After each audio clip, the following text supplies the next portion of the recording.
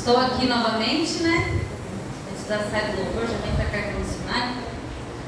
E eu fiquei responsável então para a carta missionária de hoje.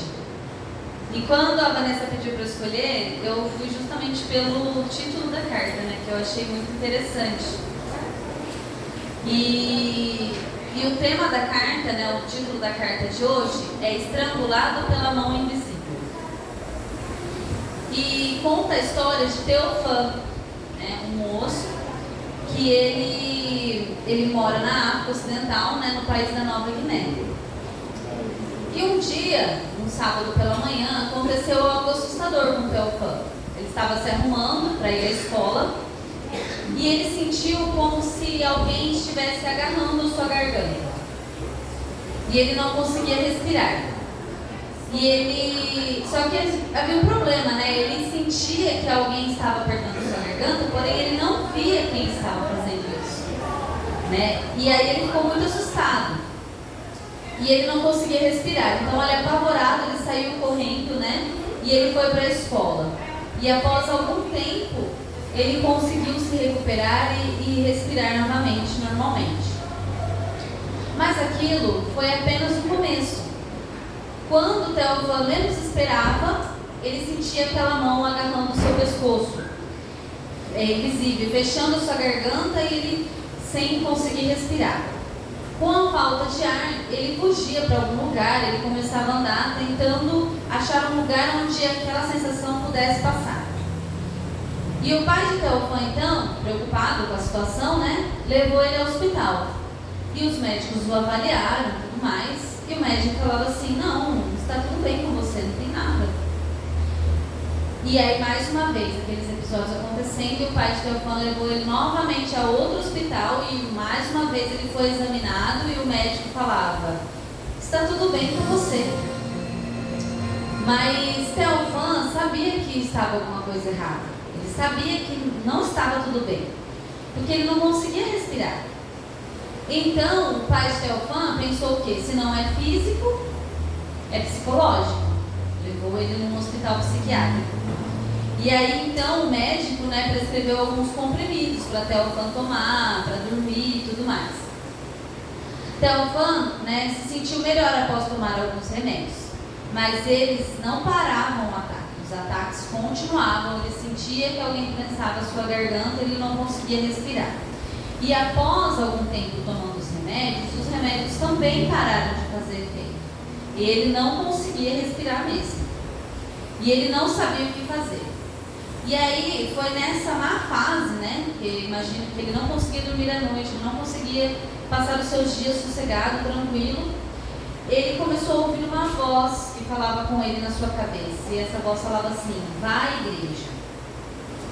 E Teofan não entendia, porque assim, ele havia ido à igreja todos os domingos desde que ele era pequeno. Porém, ele havia parado, havia um ano que ele não estava indo à igreja, e ele havia parado porque não estava mais fazendo sentido para ele. Então ele começou a ignorar aquela voz, né? Mas novamente os ataques continuaram e a voz sempre era insistente, vá à igreja. Então, Teofan começou a pensar que talvez Deus estivesse falando com ele. Então, ele começou a ler a Bíblia. E ele descobriu que ele dormia bem melhor à noite após ler as folhas, né, da Bíblia, a palavra de Deus. Então, ele percebeu que ele precisava de Deus naquele momento. Então, ele decidiu voltar à igreja. Então, ele começou a frequentar a igreja aos domingos com a sua família. Foi então que o tio de Teofan foi visitá-los, né, um dia, e ele contou ao seu tio como que estava acontecendo, porque mesmo se sentindo melhor e indo à igreja, os ataques continuavam. Então ele contou ao seu tio como estava sendo a luta dele, né, nesses dias, que ele não conseguia respirar. E ele falou ainda sobre a voz inflexível que falava na sua mente, vá à igreja.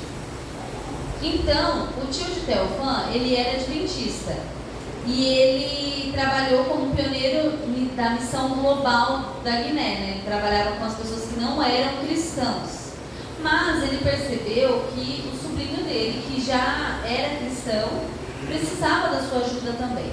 Então o tio de Teofã falou assim: olha, você deveria vir à igreja comigo.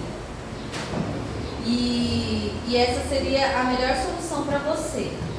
Então, Teofã aceitou o convite do tio de conhecer a igreja adventista e ele foi no sábado seguinte com seu tio. E ele voltou para casa, né? Eles passaram o sábado inteiro lá na igreja e eles voltaram para casa no pôr do sol. E ele relata que ele sentiu uma paz interior muito grande, que ele jamais havia sentido. E naquela noite ele dormiu muito mais tranquilo do que ele havia dormido nos últimos meses. Então, após Teofã ir à igreja todos os sábados e também ir aos cultos de oração de domingo e às quintas-feiras, que lá são nas quintas, em todas as reuniões as pessoas oravam por ele, né? Oravam pelo problema dele e pediam que Jesus intervisse para que parassem esses tipos de ataque. Com o passar do tempo, os ataques foram diminuindo e até que um dia eles pararam. Teofã não teve mais essa sensação de estrangulamento. E ele percebeu que a igreja era sim importante na sua vida. Ele havia estado além da ajuda dos médicos. Ele precisava da ajuda de Jesus, que só ele era capaz de salvá-lo. Então, depois disso, depois dessa experiência de conhecer a igreja, dos ataques terem parado, então ele entregou a sua vida a Jesus e se batizou na igreja adventista do sétimo dia. Amém? Essa foi a história de Teofã. E quantas outras pessoas, né, às vezes não se encontram, não se deparam em momentos difíceis e lutam, né, para ouvir a voz de Deus pedindo, né, deixa que eu faça por você. Então que nós possamos ajudarmos, né, a construir igrejas, a construir escolas que possam levar a mensagem para essas pessoas que não conhecem a Jesus e que nós também possamos ser abertos e sensíveis à voz de Deus quando Ele falar com nós. Amém?